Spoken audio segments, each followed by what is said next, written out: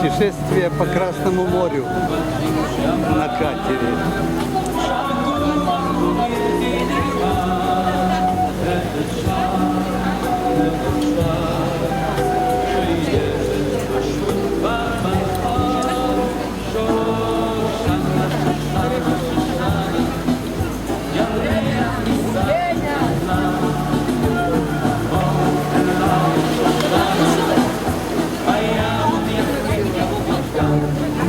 Приват Красное море, но оно почему-то синее.